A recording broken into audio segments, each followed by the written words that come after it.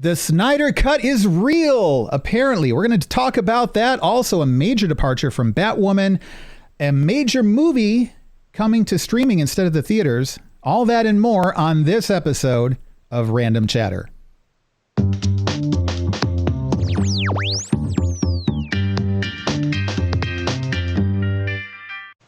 I'm Eric, and I'm here with Lou tonight. Lou, how you doing?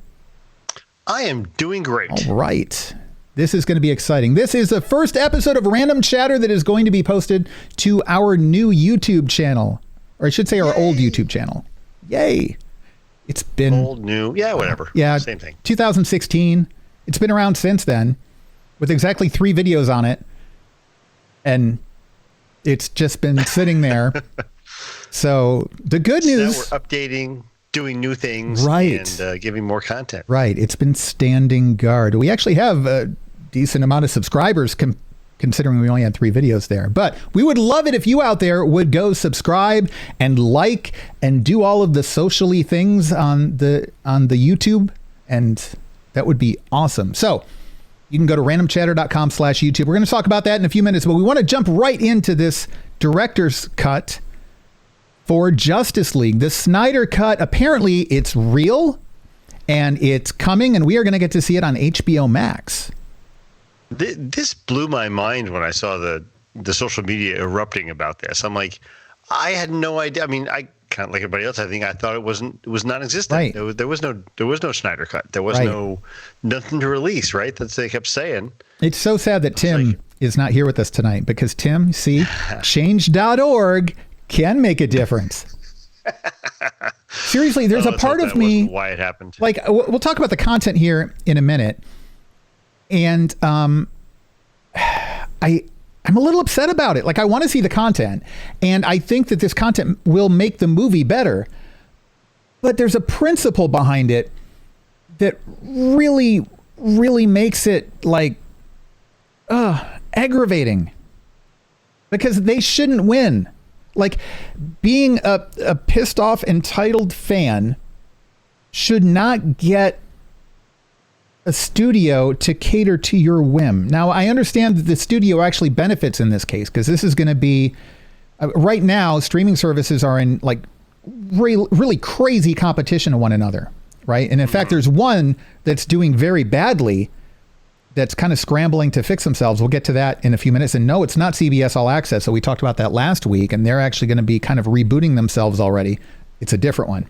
But HBO Max needs something coming right out of the gate. And I got to tell you, this is a big newsworthy item that's probably going to get them a lot of people signing up on day one just because of this. Yeah, I think so. I mean, why wouldn't you want to see this, right? Right. I mean, it's a big deal. So it's bittersweet, because I don't want the fans to win. I say fans. I don't want the haters to win, because I think it sets an ugly precedent. I mean, next we're going to see, episode 9, the Abrams cut, which allegedly doesn't exist either. But then we were told that about the Snyder Cut too. So. Yep. I mean, this does kind of harken back to the old thing of, politics and governments not negotiating with terrorists, right? I mean, that's what it reminds me of. Right. Now we are, negotiating with terrorists. We'll give in and we'll get the cut released for you. Yeah. And calm down. This is obviously very different from, catering to terrorists. Yeah, but the analogy, the approach holds true. Like, once you start giving in one area, now you've opened the floodgates, and every time there's a fan movie that's overhyped and doesn't live up to people's expectations, like, it's on. Mm-hmm. But now the difference is here with this. I mean, HBO Max is paying big dollars, $20 to $30 million, for them to finish the director, because I guess the cut doesn't really exist at the moment, right? So they've got to do some work to get this ready to be released. The content is there. HBO Max is paying for, but none of the post-production has been done on. So that's another thing. This cut apparently is 4 hours long, and it's not clear whether they're going to release it in like little episodes and make a mini series about it, or whether it's going to be just one big long 4 hour movie. I guess because most streaming services, you can resume where you left off. Why not just dump it as one file? I don't know.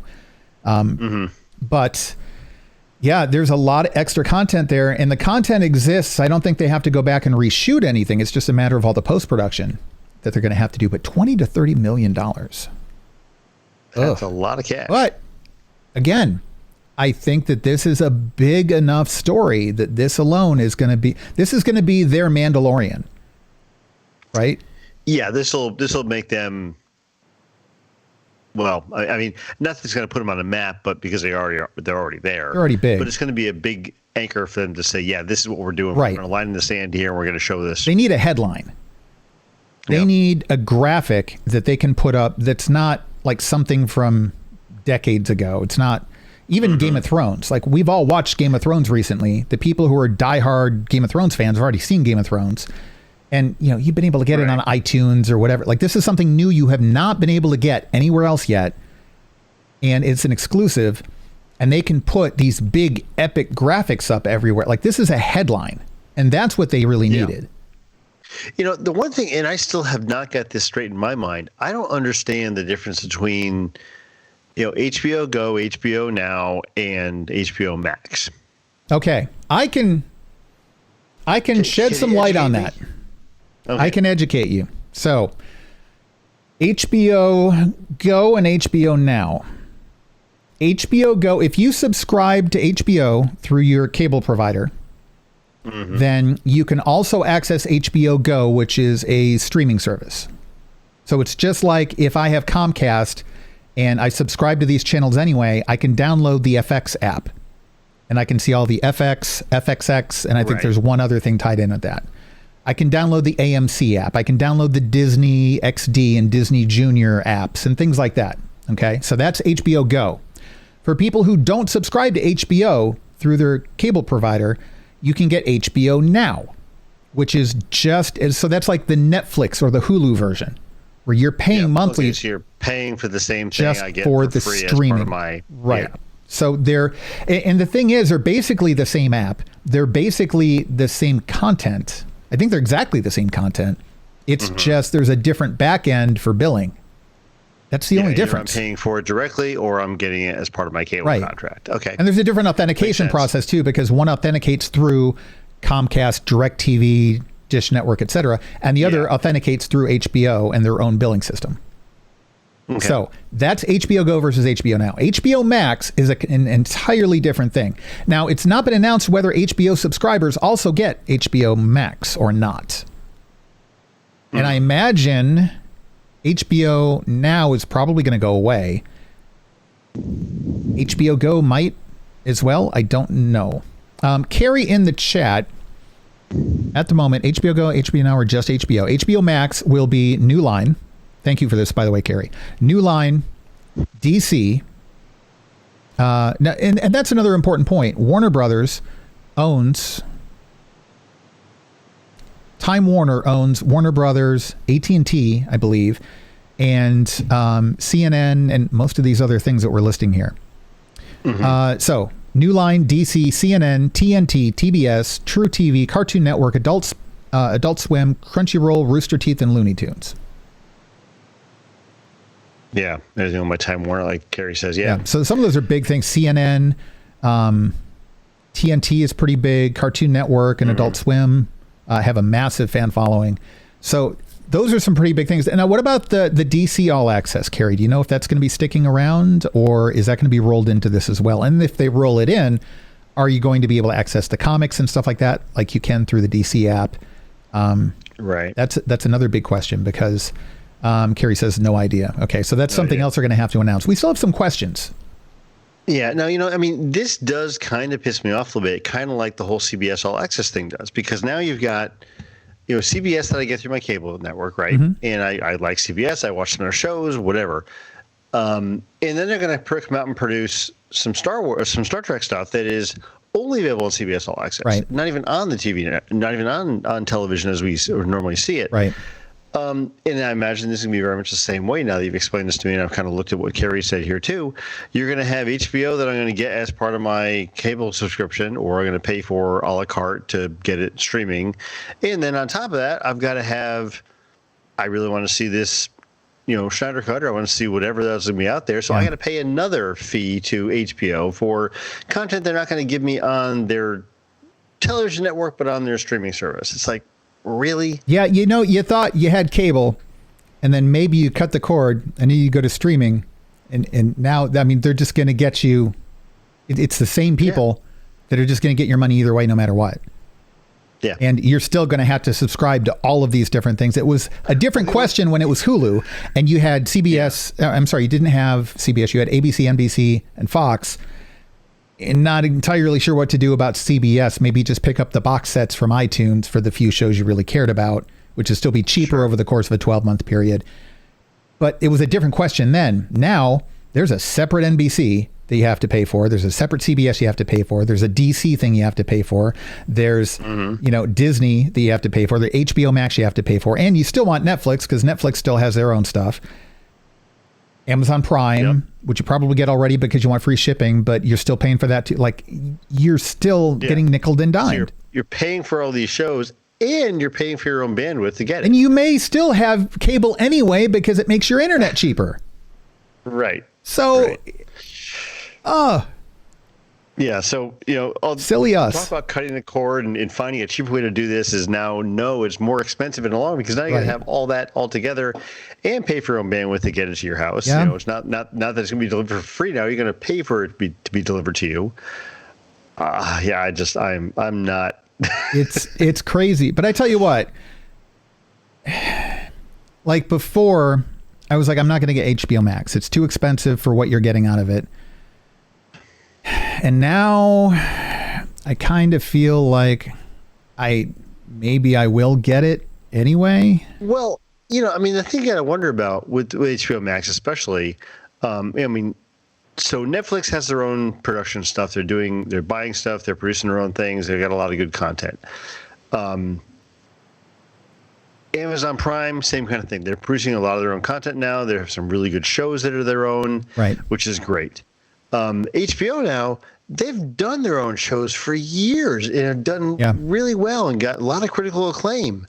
Are those shows going to be produced still for HBO on cable, or are they going to be some produced for cable, some produced for HBO Max? That's the question, right?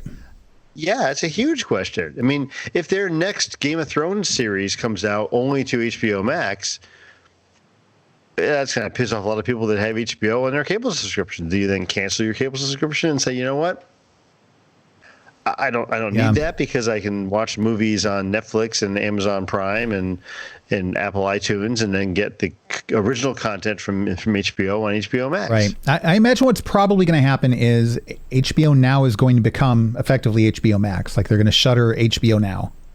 And then cable subscribers for HBO are probably either going to get HBO Max or they're going to get some kind of massive discount.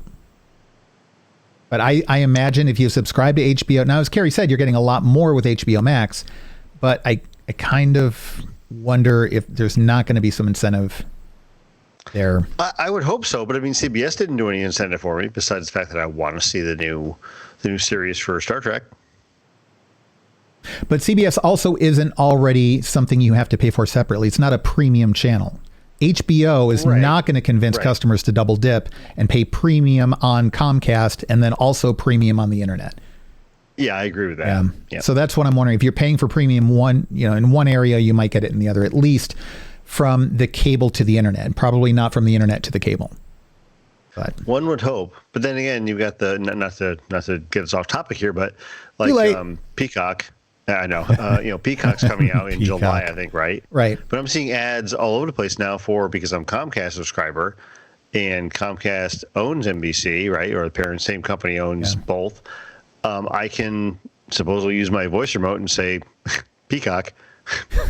I don't really want to say, but you can say Peacock, and I'm going to get the Peacock streaming service for free on my Comcast now, I guess. I'm like, and then we're going to get a video montage. Okay. On their website, that's just going to be a whole bunch of random people on the internet saying Peacock, Peacock, Peacock, Peacock. Peacock. Yeah. Yeah. What a dumb name. I hope they change that someday, but they won't.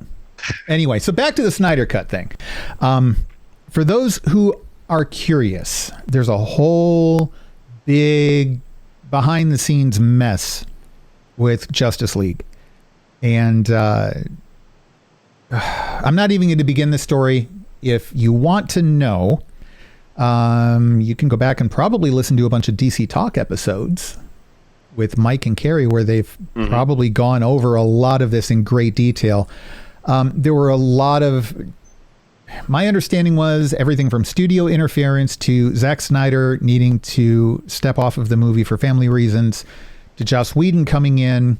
And it's hard for any director. I mean, to Joss Whedon's credit, it's got to be hard for any director to walk into somebody else's situation and then try to make something out of it. And Joss Whedon is someone who has certain creative visions to his work, and then to try to adapt your own voice to somebody else's voice, it's almost like a creative ventriloquism of sorts. I can't imagine that's an easy thing to do. No, not at all. And it obviously was not met with great appreciation by fans, though to be fair, neither was Batman versus Superman and neither was Man of Steel. I liked Man of Steel okay. I thought it was slow in a lot of places. And I thought BVS and Justice League were okay too. I didn't hate them. But this is, so the main difference in this director's cut seems to be the focus on the time travel stuff and Darkseid and all of that. There were some hints of that in Batman versus Superman. And then we get Justice League, and we get like, it started to move in that direction and then just never got there. Yeah, Carrie in the chat room says Joss did a good job with what he had to work with. That's very true. You're right. So one of the biggest examples here, and Carrie, thanks for posting this link in our Discord server, by the way. I appreciate that.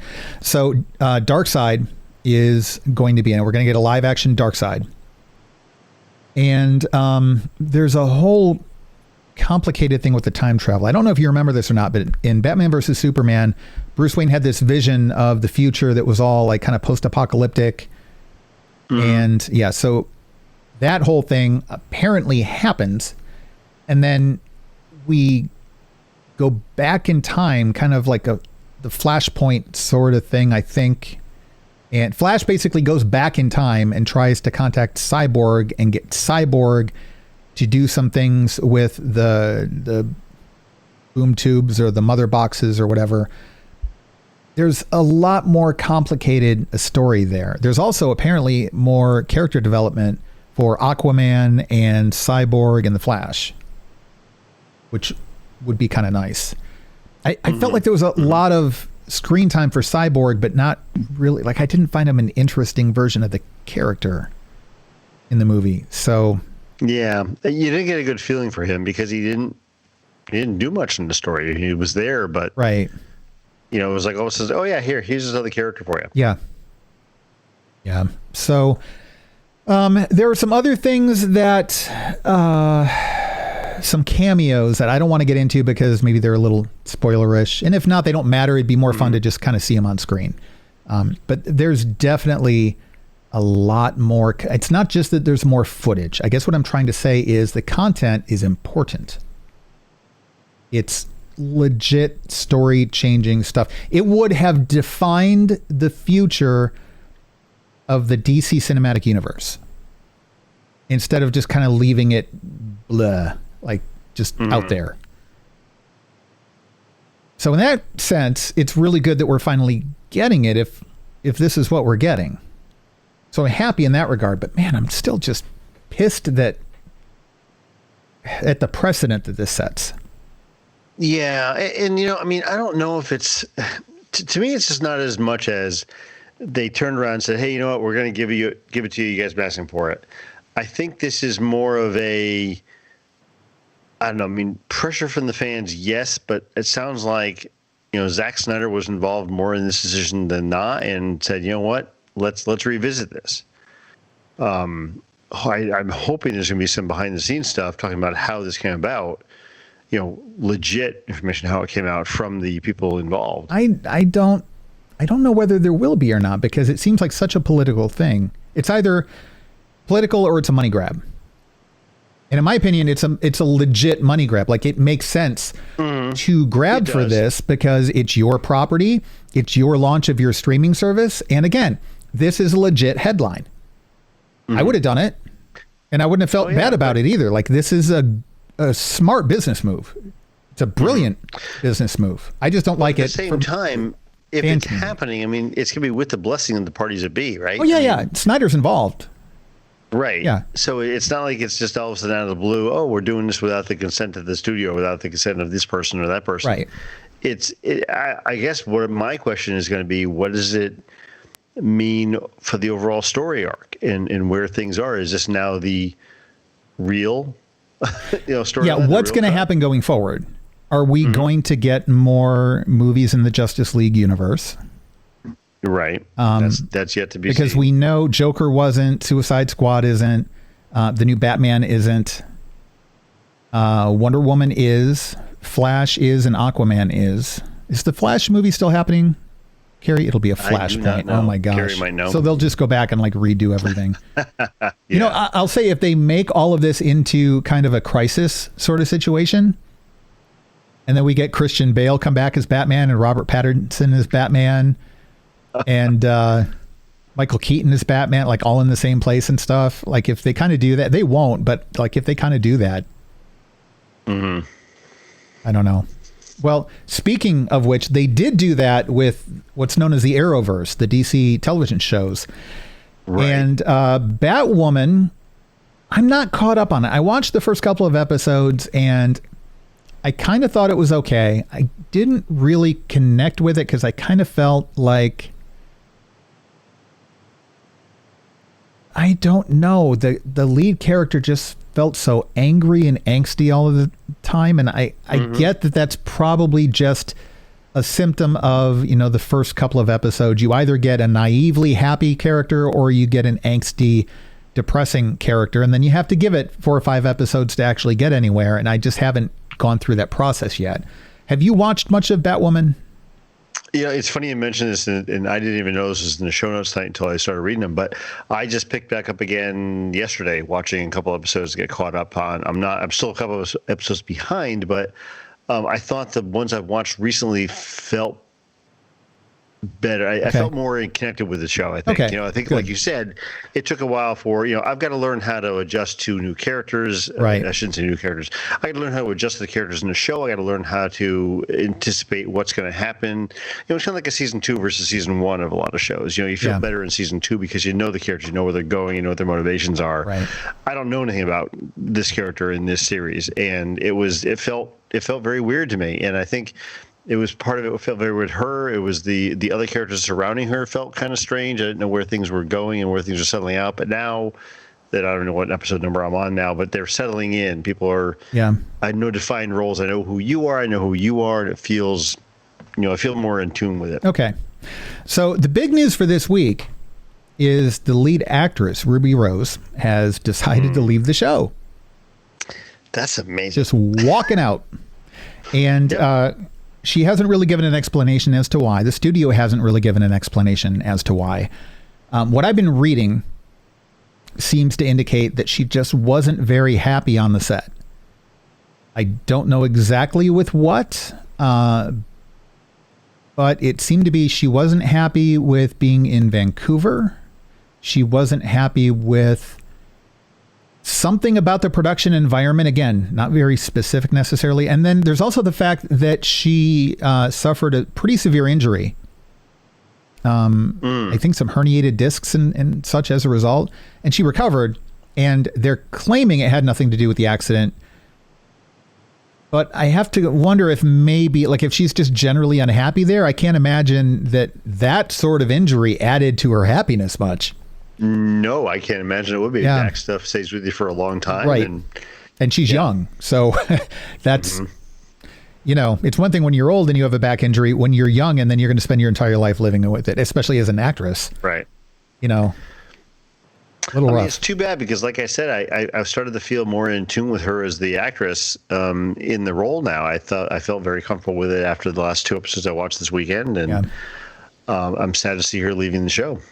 So the next question is always, what do you do next? Do you shut down the show? Well, no, this is a popular show. The fans seem to enjoy it. It seems to be successful. So you recast. They haven't made any announcements yet. They have said that they are going to get another LGBTQ actress in the role. And they're they're going to go forward with season 2. So they're not going to do any weird thing about killing her off or anything like that. It's just going to pick up where they left off with a different actress. I don't know. I think it makes sense. They can't really, they couldn't really kill her off and replace her with a different Batwoman, right? I mean, it's got to be that character because it's integral to the story. And I think that they've, put this out there as their. I'm not that it's a line in the sand or anything, but doing this with her in that role, I felt was a good way to go forward with an LGBTQ community doing this. Right. She's active in the community. She portrayed it really well in the episodes in the show, and the character itself is also exactly yeah. So it works well. And I think they need to keep going with that and do the same thing. So new character. I don't envy their casting director, though, because you've got so many different restrictions. You've got to get. So first of all, the actress has to be, as they said, an LGBTQ community out of respect for both the community and the character being represented, etc. You've got to get someone of that general physique. You've got to get someone of that general age, or at least who appears to be that age. It's just, and hopefully, ideally, you get someone who, like, the facial bone structure and the mannerisms and stuff is probably a little bit too much to hope for, but the closer you can get to someone who can look and act and walk and everything else like Ruby Rose does, the better, because it's a more seamless transition for the audience members. But you've got to sacrifice something somewhere there. There's some things they will sacrifice, some things they won't sacrifice. Finding the balance is going to be tough, and I don't envy that casting director at all. Right. It's not like you can choose from 1,000 people that put in their applications because they're all not going to meet all those criteria. Right. I mean, you can't get an Academy Award winning. I can't see Julia Roberts fitting into that role. Like, I can't see Oprah Winfrey wanting to do the stunts. Like, there's so many. You're limited, exactly, and that's got to be. I mean, it's got to be frustrating for everybody involved to have to pick up from there. The writers, the cast members, and everything, and yet it's also got to be frustrating for Ruby Rose, because if she was that unhappy to walk away from, you're leading your own television show. Right. This is a show kind of made for you, right? I mean, there was a big deal when they cast her in this role. Yeah. It was big news. Yeah. Well, I don't know. I can tell you what, though, for a more ongoing conversation about this, you definitely need to check out our DC Talk podcast on the Random Chatter Network at randomchatter.com. So, yeah. Speaking of network-related things, you'll notice the show structure has changed a little bit for Random Chatter. As we're moving to YouTube, we are actually going to start diving into the news more quickly than we have in the past. And actually, we're going to take the What Were You Watching section and kind of take those reviews and recommendations and stuff and separate them out into different episodes. That's going to start next week, because for this week, with just the two of us, because Tim's not here, I don't know how well that would carry over. But we're going to start breaking that out separately. But we do want to talk about it a little bit this week. So the structure is going to change. Like I said, we're typically going to jump into the first one or two news items. Then we'll kind of, how have you been? What you been up to? And then we'll break out the rest of the news for the episode. But Lou, what have you been watching recently? Well, I did just say I was watching Batwoman. All right. I watched 2 or 3 episodes this past weekend, so that was good. Catching back up with that. I was catching up with some other stuff, too. I had to catch up on some Flash episodes and some other stuff. I forgot to put that in my list, but yeah, I caught up. I'm finally caught up with the end of, I think, season 5, and I'm starting season 6. Okay. Finally catching up. What season are we in right now? I mean, I'm on the current season, but I don't know what season 6 is the one that just dropped on Netflix, I think. So 7 must be the one that just has been airing. Yeah. Okay. And then I've still got to catch up on at least one season of Arrow, and I think a season and a half of Supergirl. Okay. Well, yeah, I'm up to date on those. I did start watching Upload. And please tell me you liked it. Oh, thank goodness. I don't have to fire you from the network. No, we're enjoying it. It's a good show. How far into it are you right now? Just watched episode 4 before we get on the show tonight. So creeping up on the halfway point. It's 10 episodes, I think. Yep. Yeah. No, it's fun. It's definitely a nice comedy kind of break, and there's some intrigue going on behind the scenes, which is also fun too. It keeps you a little more engaged. And it has been renewed for a second season. Oh, nice. Good deal. If I recall correctly. Otherwise, I haven't done anything else TV wise much. I did start a new audiobook the other day. Douglas Richards' Enigma Cube. I picked that up. I didn't start it though. Yeah, I'm almost done. I probably got an hour and a half left. It's good. Is it? Yeah. Because it just came out in April, I think, maybe. I wasn't a big fan of. It was one of his recent ones. Was it Seeker? Maybe one I missed. What's that? I think it was Seeker. Seeker. Yeah, I wasn't a big fan of that either. Okay. There was another one that the ending wasn't I great. saw that when I picked this up, I was like, "Oh, there's another one I haven't read either." I want to say it came out late last year. Oracle, but I could be. Maybe, yeah. I don't think I read that one. I haven't read that one either. So, but yeah, no, the Enigma Cube one's pretty good. Okay. Yeah, I think you'll enjoy that, Eric. I wish you would get back into writing series again, like. Mind War his characters are so good in those series that I wish he would continue those. And the concepts are so good too. And I have to say that some of his characters are a little bit cookie cutter. You see some similarities across a lot of the books. So if that's going to be the case, I would rather him just give us the same characters and then write these different stories. His concepts are brilliant. So for those who don't know, Douglas E. Richards is kind of like the new Michael Crichton, or he writes techno thriller stuff. Not quite. He does. Daniel Suarez, like he's not quite that dark about it, but a very techno thriller. This one, he seems to reuse a few concepts from, I want to say, Seeker and something else, but okay, to the point where it took me out of it a little bit. Like, wait, didn't you almost have the exact same description of that same technology? But okay, I can kind of see where that would work. But no, but all the more reason to like make it into a series, right? Yeah, exactly. Yeah. Oh well, I'm looking forward to reading it.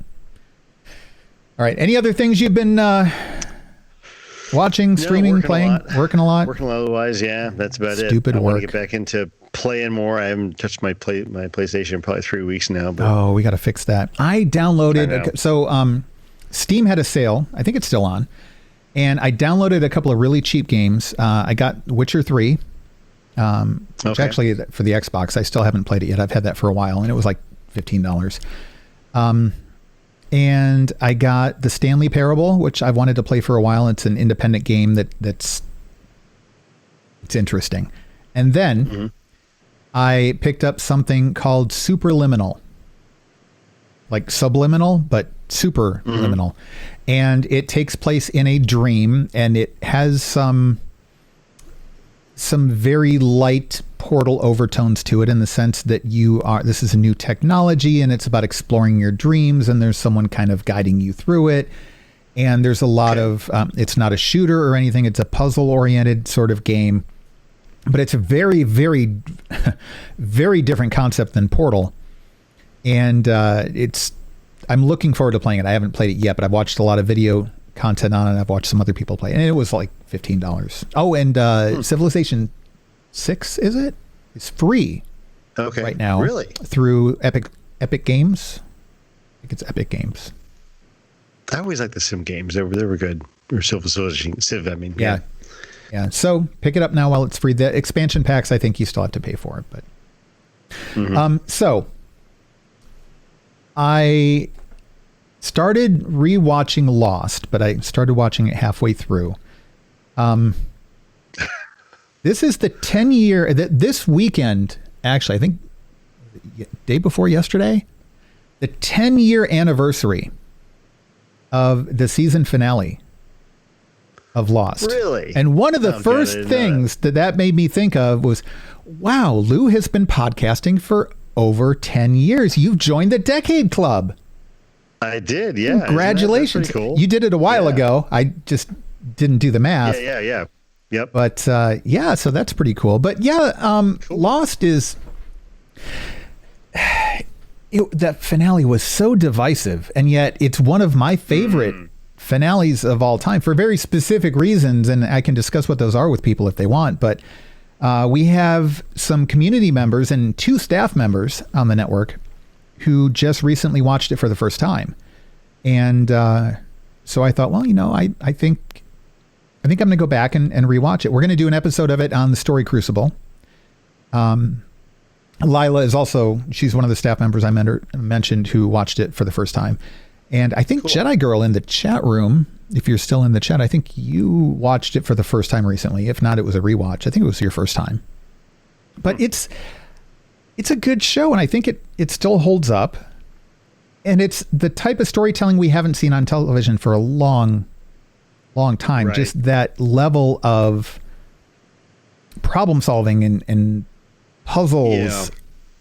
I wonder, and I'd like to hear from the people that have watched it recently in a, not binging per se, but in a more cohesive viewing arena, I guess you'd say, because when we saw it, there were long gaps between seasons. Season 3, there was like 6 episodes, and then it was like an 8-month hiatus or something. Right, and it came back for a few more episodes. It was hard to watch. I mean, it was the point where they would break for a hiatus and put another show on and run 10 or 12 episodes of another show. It was a conclusive season. They tortured us. They come back to Lost again. Yeah, I was like, my gosh. And then seasons 5 and 6 were so short. Mm-hmm. Yeah.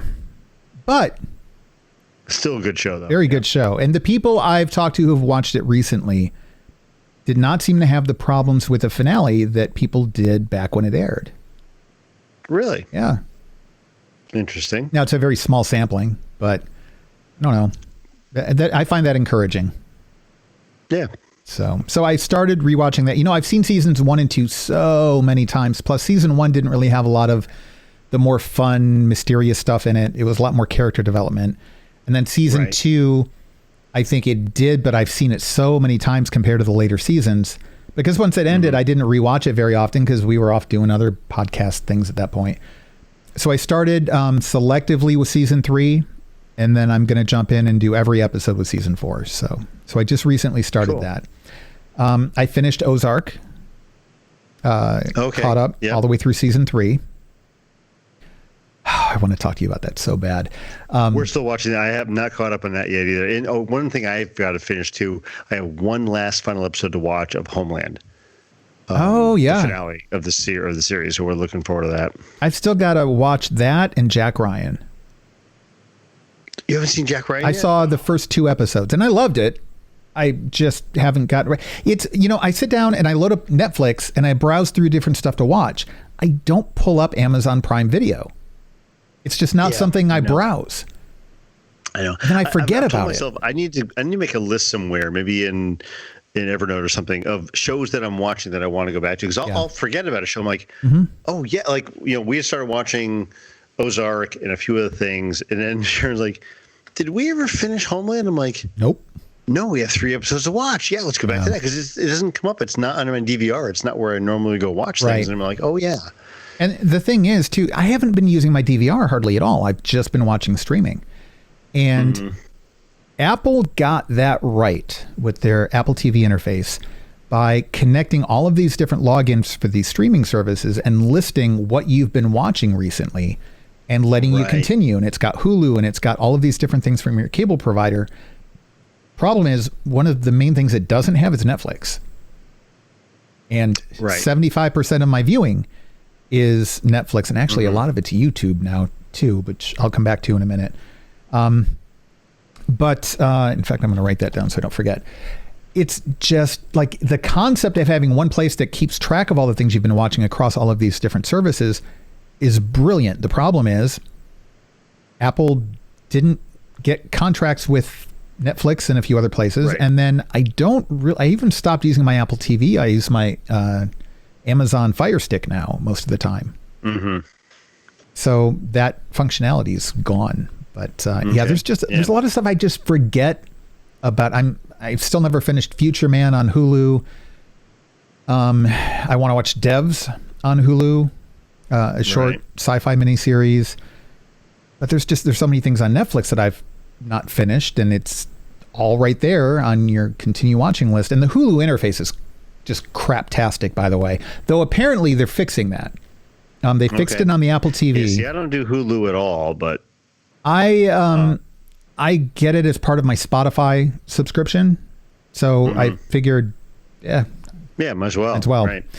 But even just the point of where you watch the stuff is so broken up now too. It's like, some of it I watch through Xfinity, my Comcast, because I have Amazon Prime and Netflix tethered there. Yeah. I watch some of it through my Apple TV, Amazon Prime stuff in there.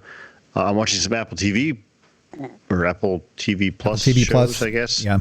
There as well. And I keep forgetting about those because I go to Apple TV so infrequently. I'm like, oh yeah, I forgot I'm still watching, the NASA series and a couple of things on there. And I'm like, yeah, I keep forgetting to go back and watch those. Yeah. Well, one of these days I'm going to get around to watching Homeland and Jack Ryan. Probably Jack Ryan first because I've already started watch Jack Ryan first, but Homeland is definitely a good series. I watched the pilot. 7 seasons. And I like it. And I like Claire Danes. Yeah. Yeah. So, what else? Dead to Me. I finished the 2nd season of that. Oh. I am still a really big fan of that series. I think it's fun. It's got it's not a comedy, but there are some humorous moments in it, and the twists are pretty decent, and the character building is pretty good. And I don't know that I'd even say it's a guilty pleasure. I think I'm probably not in the target demographic for it, but it's a really good show. Cool. So what else? I watched Stargirl. We mentioned the DC. I don't think it's technically part of Arrowverse. I'm going to keep watching it. It's not a glowing endorsement so far. It's good enough. I had some problems with some of the acting. Okay. And is it just them getting used to their characters? I'm going to assume. I'm going to assume. I think that's only fair. There were some parts that were overacting bothers me. And that's why it's hard for me to watch Jim Carrey in something other than like Dumb and Dumber, where it's supposed to be that.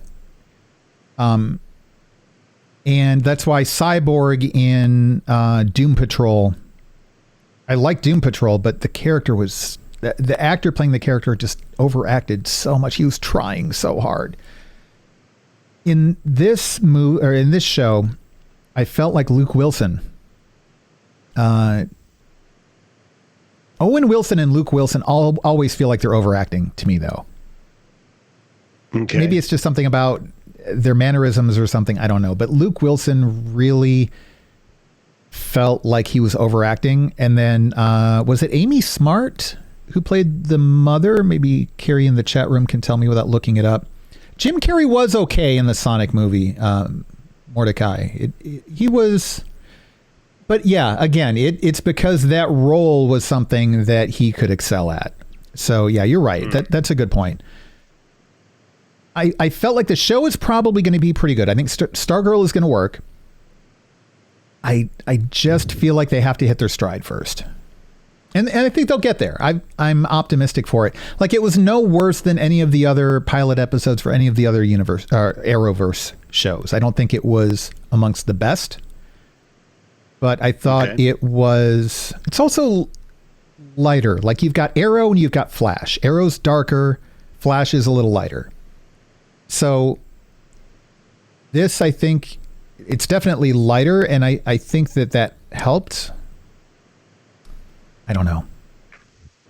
I think that's all I can say about it. Like, it's on my list to watch, but I haven't started it. So I would wait until about 3 or 4 episodes in and then ask people what they think about it. And if anybody wants to leave comments in our YouTube page or hit our Discord server and let us know what you think about it, we would like to know what your opinion is. I don't know. I think it's got potential. We'll see. I started watching Afterlife, which is the Ricky Gervais show. And Ricky Gervais is a little hit or miss for me. I don't like comedy that's mean. And he's very good about doing mean comedy. And that's a little rough for me, but I had it recommended and I'm going to try it. That's on Netflix. Lila from the Story Crucible is convincing me finally to go back and watch Sense8. So I'm going to pick that up this weekend. She said that the over preachiness is not quite as bad as it goes on, and the writing gets really, really good. And you and I are big JMS fans, so I figure, I'll give it another shot. Well, let me know what you think when you get to the end, because I started it and just couldn't get into it. Yeah, I watched the pilot and just was. We'll see though.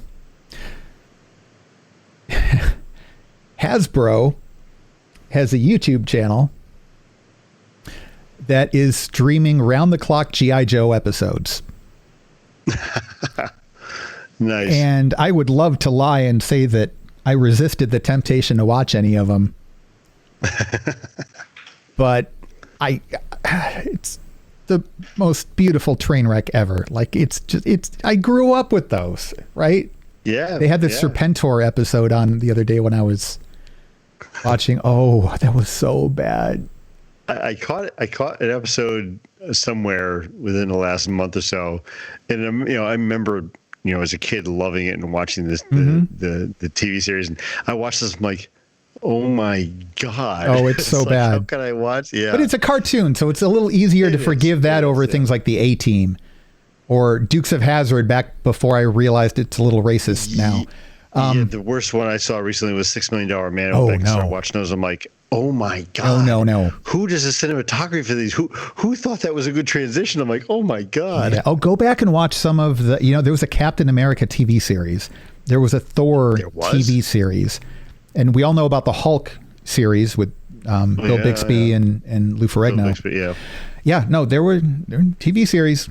Go look them up from the 80s. Yeah. Some of these shows you're like, how did this pass as a TV show?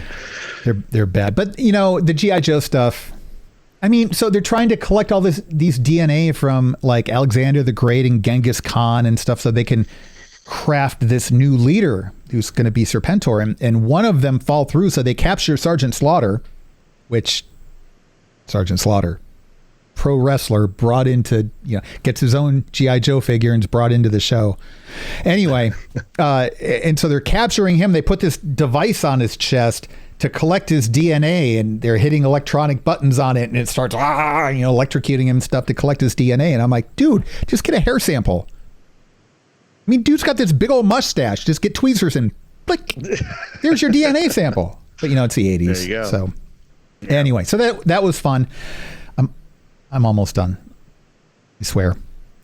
I talked to you before about Mythic Quest on Apple TV Plus, the only Apple TV Plus show I've watched, but it is freaking amazing, and the writing on it is so much better than it deserves to be.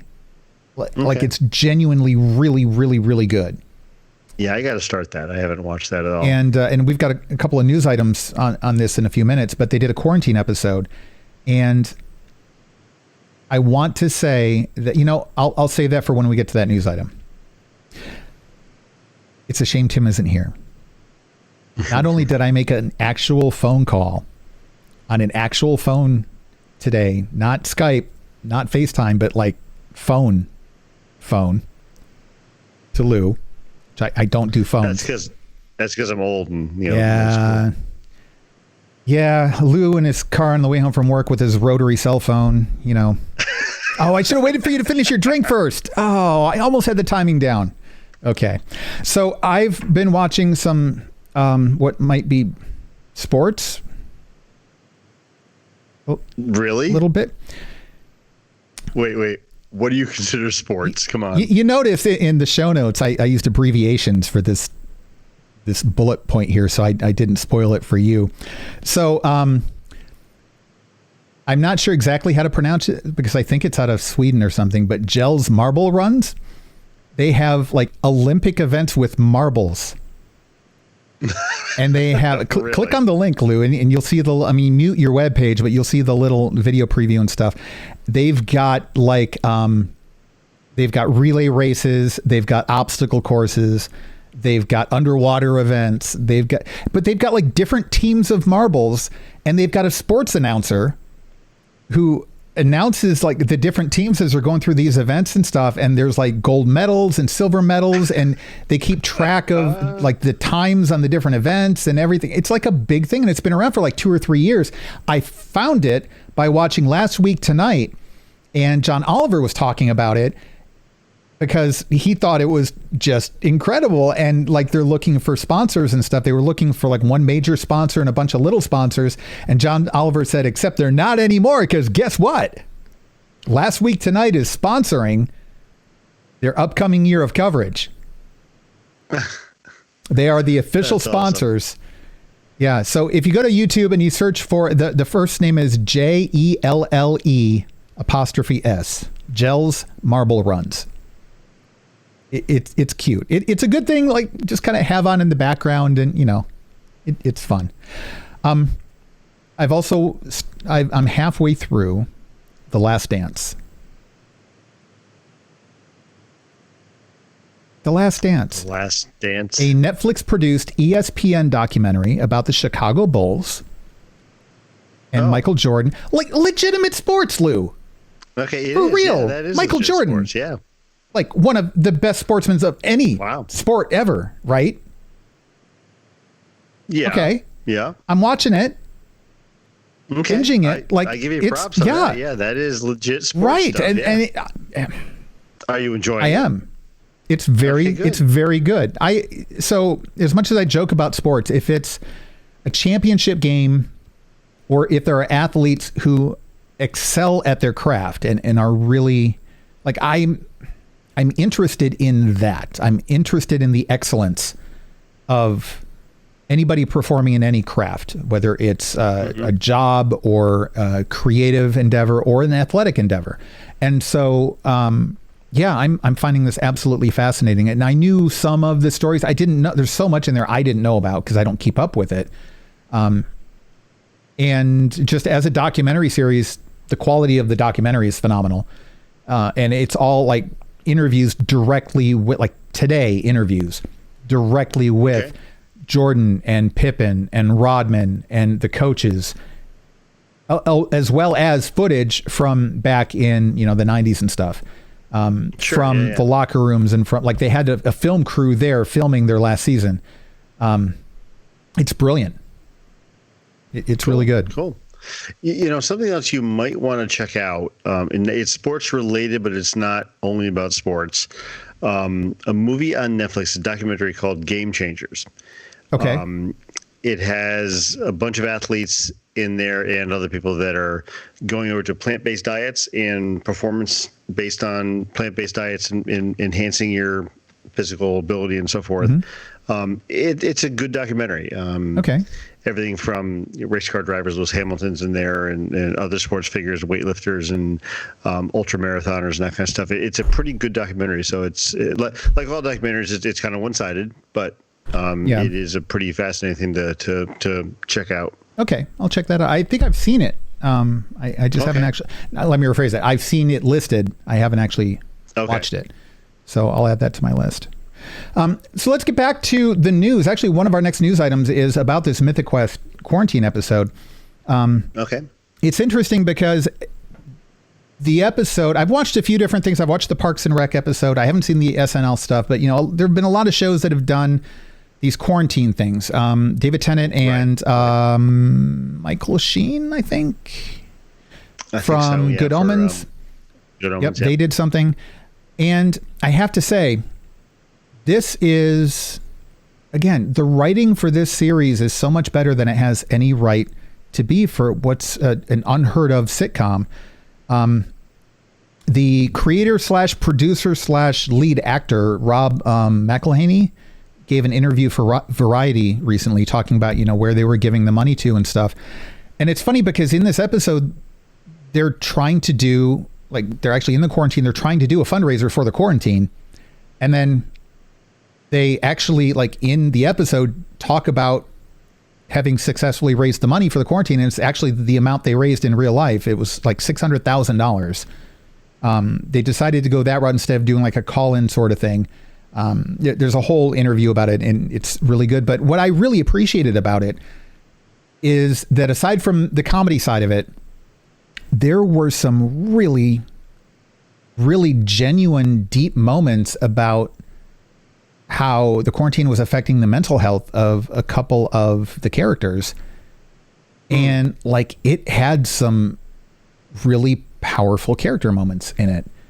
And like, as I'm watching the end of it, except the very last scene was just kind of a fun dorky thing they threw in, which I thought was silly. But like the rest of it, up until that point, I'm like, wow, they really nailed this in a way that nobody else has come close to.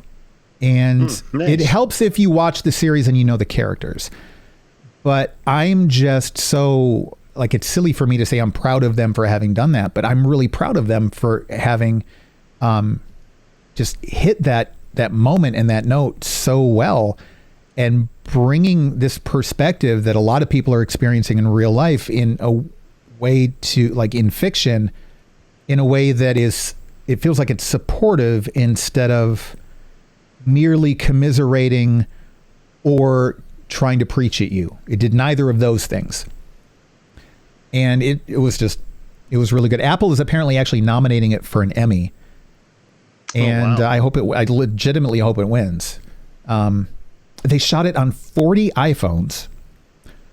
Yeah, I was reading through the article you linked here to it. Every actor had 3 iPhones, and then it would, sterilize them and send them out, and production staff would use all the phones together to put together the show. Yeah.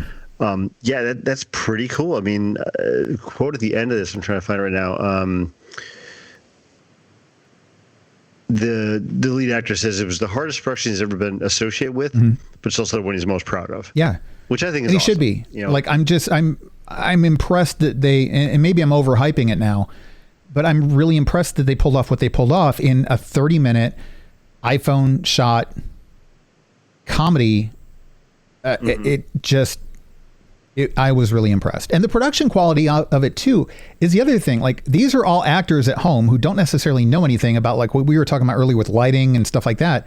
And yet they actually pulled off all of that really well. And maybe it has to do a lot with the people in post, but the production was really good too.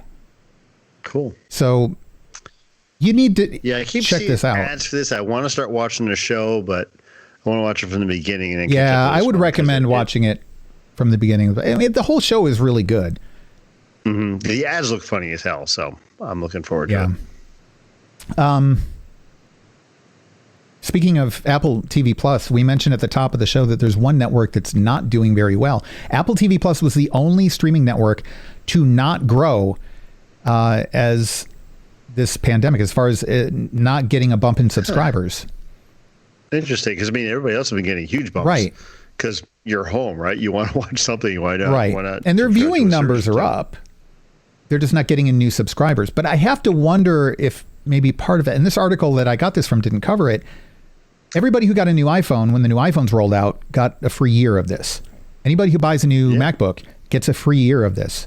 Like, there are a lot of people who signed up for the free year and just haven't used the service. So maybe there are a lot of people who, like, aren't being counted, who are watching it for the first time, just kind of like having a new subscriber, but aren't really new subscribers. You know what I mean?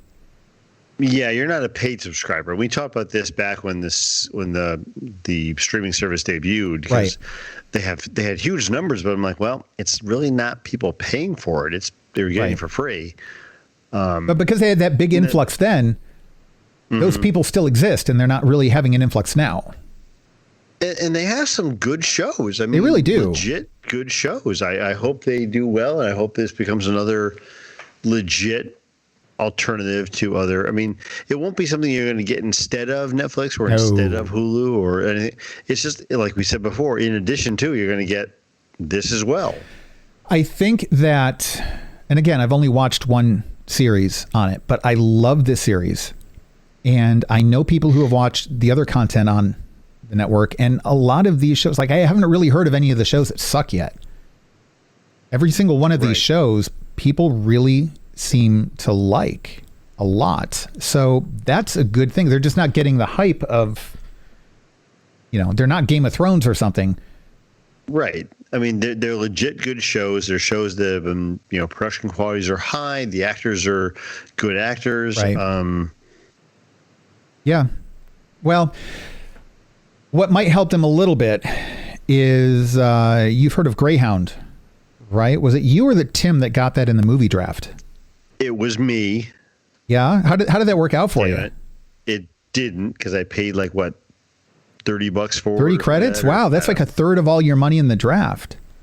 You must have been pretty excited to get that. Tom Hanks, right? And it's World War II? Yeah, I mean, that's a perfect fit. Slam dunk for me. That's like just, it's a perfect movie, right? Mm-hmm. Was it Spielberg produced? I don't recall. I don't know. Doesn't matter. Tom Hanks, World War II. Like, I mean, you know, he's been there, done that. He's the guy for that. I thought I got it as a bargain price and I only paid $30 for it. Well, you're going to be happy to hear that it is coming to Apple TV Plus. See, I've been lobbying for months now that when it comes up again in the next movie draft, I should get it for free because I've already. And you know what? I feel like maybe you were right. I feel like, after reconsidering, no, it's okay. I think that after giving it more thought, I think we can do that. Whatever it brings in the box office, we'll just roll right into your next movie draft. Thanks. It's okay. You're all heart. Yeah. Mm-hmm. Yeah. I mean, I didn't discuss it with Tim, but I bet that when I do, he'll agree. I'm sure Tim would be more than happy. I think he'll be okay with that. And you know what? We'll even discount it. You'll only have to pay $15 out of the next draft for it instead of the full $30. Yeah. So that's good news. That's going to be coming straight to Apple TV Plus. A $70 million deal was reached for that. And I really wonder about the numbers for these things as far as like how much they're losing by not being in the theaters, how much they might make by waiting. Like, I don't know. Nobody knows. Well, and this is one of the things we talked before, you know, what's going to happen? What does the movie landscape look like now going back into theaters? We don't know if they're going to be making money from the get-go. I mean, we said the first real test is going to be what, A Quiet Place 2, we think? Well, Tenet is considered to be the big... Oh, Tenet, I'm sorry. Yeah, the big test. Yeah. So, but when that comes out, it's still unknown as to how many people are actually going to brave the theaters again. I shouldn't say brave, but how many people really, go back to the theater and seeing a movie with people? Brave the theaters might not be a bad way to put it. I don't want to get into the whole, Corona thing here, but our state is one of the top 3 right now for increase in numbers of people infected. And yet I swung through a drive-through yesterday and I'm driving past the restaurants and the parking lots are packed. Really? Wow. And I'm thinking to myself, like, I get it. Listen, I hate fast food. I would much rather go to a restaurant. I even hate going to restaurants by myself, but at this point I'm desperate. I'd do it. But I'm not I'm not going to yet. And I don't think that if I were going to go to a theater anytime soon, even after restrictions are lifted and everything, I think I would have to be going to one with reserved seating and that had assigned gaps between the seats that are big enough. And even then like, I would feel like, I don't know. I don't know if I should be there. Like, do I bring some gloves that like we get from work when I'm handling the silverware to eat the food? And no, I'm serious. And to handle the cup, because I can just take them off and throw them away afterwards. It's not that big a deal, but why not take that extra precaution, right? I mean, you could show up with a thing of, Lysol wipes and wipe down the entire chair and wipe down everything around you. I mean, honestly, like doing the armrest maybe where I'm going to put my hands. I mean, is there a reason not to do that? Other than, you're going to look dorky. But I mean, really, when it comes down to it, I would never do that years ago, but now, why not? Now I think I would. Yeah. Right. Takes you like 3 seconds. I mean, I don't know. But I guess the question is, so what would this movie have made in the theaters if it came out as a summertime blockbuster? I think $70 million is light. I think it should be heavier than that. Yeah, I think so. In a box office take. So it's hard though, because number one, you've got the fact that it's not going to be coming out in a normal summer. It's going to be crowded wherever it comes out. And number two, I think it would do better in award season than in the summer. Really, you're going to be up against It's not going to compete with Marvel movies and Wonder Woman 2. No. I mean, it's a World War II movie, but it's perfect for December, January, February. Right, but I mean, Tom Hanks has a track record of doing great World War II stuff, so maybe it would do better. But how much do either Tom Hanks dramas or World War II movies do at the box office these days? Listen, the quality of the movie is not in question. Good question. It's going to be a phenomenal film, period. But if you look at the box office numbers, I don't know. We might have to look into that a little bit more. Right. I will also say Apple TV Plus is looking to purchase rights to a bunch of older shows now too. So they are kind of like CBS Access, CBS All Access. I think they're reassessing their strategy, which I think they need to. I don't know. I think that right now while they've got some great shows, I mean, it's the weakest of all the streaming services. So I don't know. Yeah, I mean, they don't have the name behind them that, other studios do for their own content. Yeah. I tell you what, though, for $5 a month, I've wasted $5 on much worse things every time you go to the McDonald's, right? So for $5, I would pay that just to get to watch Mythic Quest, even if you cancel afterwards. I mean, that's such a good show. And there are a few others I want to check out too that look like good shows. It's like I said before, it's not Netflix, so I keep forgetting that there's stuff there I even want to look at. I don't browse through it anymore. Right. But you want to go over the list of cancellations and renewals real quick, and then we'll move toward the end of the episode here? Sure. So we have some news from ABC, right? These are all pretty much their properties. And most of these are, yeah. But yeah. Let's see. Renewed. What We Do in the Shadows, renewed for season 3 on FX. So that's a good thing. Tim raves about the show. I haven't seen it yet, but it's something I'm definitely going to pick up at some point. Yeah. The Rookie on ABC has been renewed. That's the one with Nathan Fillion, isn't it? Yeah, Nathan Fillion. Yeah, I haven't seen that one yet. Yeah, I haven't seen it either, but it looks fun. Mm-hmm. Stumptown on ABC, I have not watched that either. Has been renewed. I've seen none of these, honestly. Yeah, Mixed Dish on ABC has been renewed. The Connors has been renewed. American Housewife, The Goldbergs, A Million Little Things, and Kung Fu. Yes. Now that's not a renewal. I threw it in the list anyway. Yep. CW is doing a reboot of the old Kung Fu series. Okay. Interesting. Yeah. Have not seen any news about that. Canceled on ABC. We have a few cancellations here. Single Parents. Didn't even know it was a thing. Bless This Mess. Again, didn't even know it was a thing. Schooled and Emergence. Bless This Mess. That was... Oh, it's right on the tip of my tongue. There's an actress in it that I know who it is. I don't really remember. I'm drawing a blank on that. Someone from The Office? Jenna Fisher, maybe? I don't remember. Anyway, Emergence. I'm like halfway through that season, and I kind of liked it. I'm a little bummed that it got dropped, but that rings a bell. Ratings just weren't that good. It rings a bell to me. There is the woman, I think she's the sheriff or the captain of a police department or something in like a smaller town. And there's a plane crash and they're investigating. It's in a coastal town somewhere on the West Coast. And as they're combing over the wreckage of this plane crash, she finds this little girl who has amnesia, doesn't know why she's there or anything. So she takes the girl, goes to the hospital, gets her checked out, tries to find a foster home. This is like in the middle of the night. And then the next morning goes back to the site of the plane crash. There's no plane. There's no nothing. Not that it didn't happen.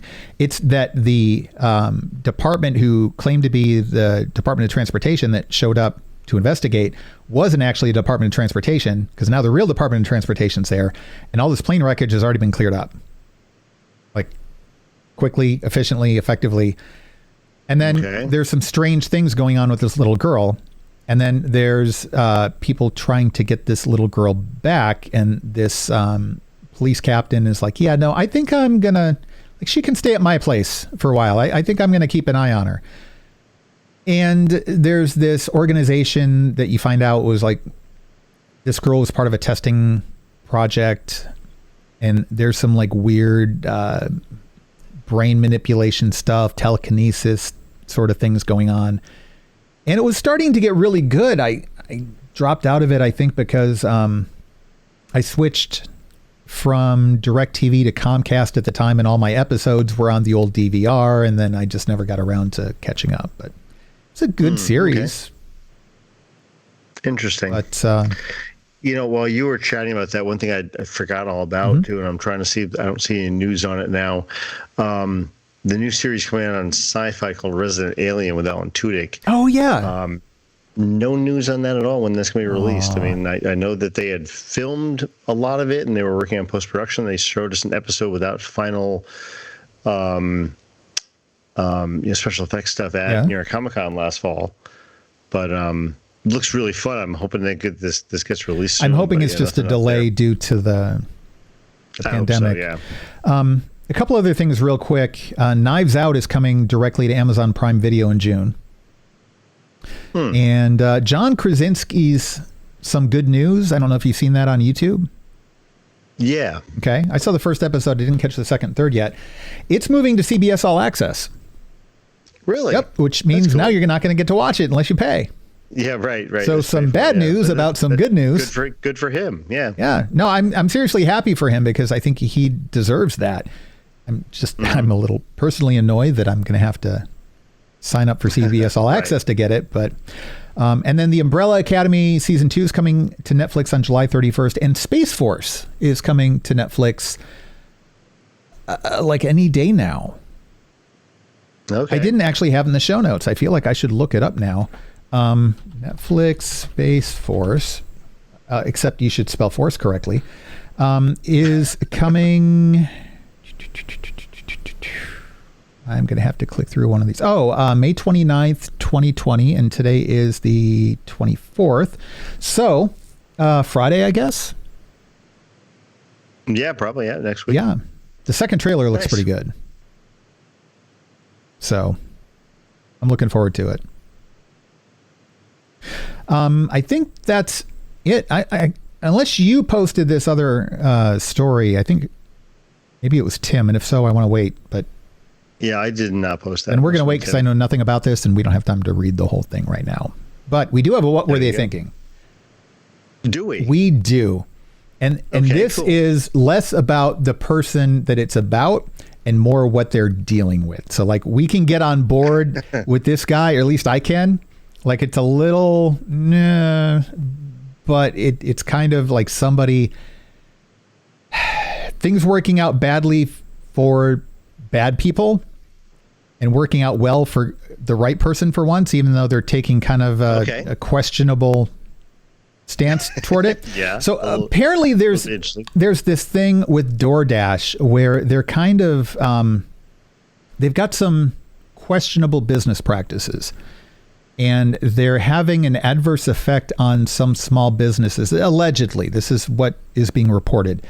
They're having some alleged adverse effects on some small businesses in kind of like hijacking their Google listings and inserting themselves as the delivery service and not always being upfront about that whole thing. So there's this pizzeria owner who started getting a lot of customer complaints about their delivery service.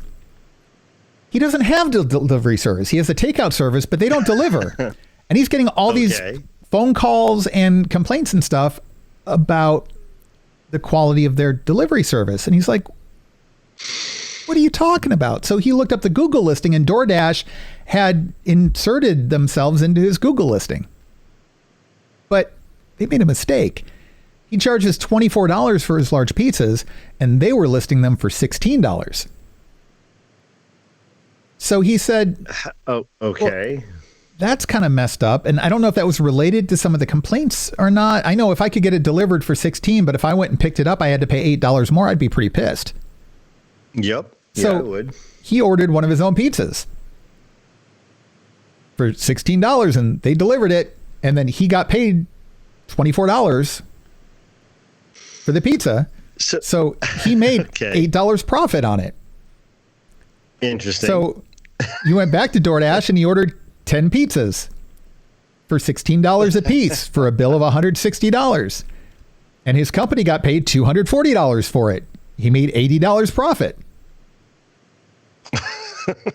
So over the next few weeks, apparently he would occasionally order, I don't know, 10 pizzas at a time, except he would request that it's just the pizza dough only, because they're the ones making it who can deliver it, right? So then he just takes a bunch of pizza dough, gives it to the delivery guy to then deliver back to themselves, and then makes $8 per order of this. That is bizarre. Right? So apparently DoorDash how took... much money does... They took like, I don't know, like a $350 million cut in order, like a hit over the last year in order to make like 700 million in revenue or something. So like they're taking losses in order to just saturate their market in order to get more money that way. But that all these analysts are saying that's not a sustainable business model. They're going to tank. Right. I mean, you get the old joke, we'll make it up in volume. Well, you're just going to lose more in volume. Right. I mean, yeah. Oh my God. So, that's crazy. Yeah. I thought that's pretty special. So, you know, is it, there are some ethics questions there, but I don't know that there are ethics answers. Like it's, to me, I'm not all that upset about what this guy's doing, I guess. Because I kind of feel like if they're going to play him like that, they maybe deserve it a little bit. It's a loophole, yeah, but I mean, yeah. I just don't get it. I don't see how I don't see how this is doing anything good for DoorDash. No, unless they are getting people that are dropping out, and but then you've lost the company you're trying to deliver for, right? I mean, I don't know how that works. The idea, I think, is that it'll convince people to sign up and start using DoorDash, and then they'll become addicted to it, and then it's kind of like the Movie Pass thing to some extent, right? It's Movie Pass for delivery. And then not exactly, but it's one of those things, like you said, just going for the quantity and taking the loss in order to get subscribers and then trying to monetize that somehow and getting people addicted to the service so that they will pay more later. And I'm sure they get a cut of the tips and all that. And their workforce is basically, it's like the Uber delivery thing, right? Uber Eats. Right, like Uber Eats. Yeah, their workforce is you and me. Right in the article here, it says they lost $450 million, generating $900 million in revenue. Okay. I was close. It doesn't make sense. I mean, that's not sustainable. No. Not at all. You're putting out $1.35 billion and you're losing $450 million doing it. I don't get it. Yeah. I mean, math is never my strong suit, but I understand that's not going in the right direction. Right. Yeah. You don't have to be a mathematician. Well, I don't know. I'm happy that this pizzeria owner at least is able to, hey, I want to go see a movie. I want to go see Greyhound when it comes out because I know Lou's got it in the movie draft. So I'll just order few boxes of my own pizza dough and have it delivered right to the same counter that I'm handing it off from. And hey, there's $80 and I can go see a movie. It's literally free money. Oh, it's awesome. It is. That's crazy. Oh, and I mentioned before Michael Sheen and David Tennant, and I don't think I put it in the show notes, but they are doing another series. Live one. Yeah. We'll report on that next week. So, anything else before we close the doors here? No, I think we're good this week. The one episode I'm talking about sports, and Tim isn't even here to see it. Tim missed it. You missed it, Tim. All right. Well, that's going to do it for this episode of Random Chatter. Don't forget, we're on YouTube now. If you're hearing this through one of the audio podcasts at randomchatter.com, go to randomchatter.com/YouTube. Be sure to subscribe, hit the like button, do whatever you can to help us out because this is a new venture for us and we could really use your support. You can also help support us at randomchatter.com/Patreon, and anybody who does so at any level gets access to additional channels in our Discord server, which otherwise is free, and you can come visit us there and chat about all kinds of things.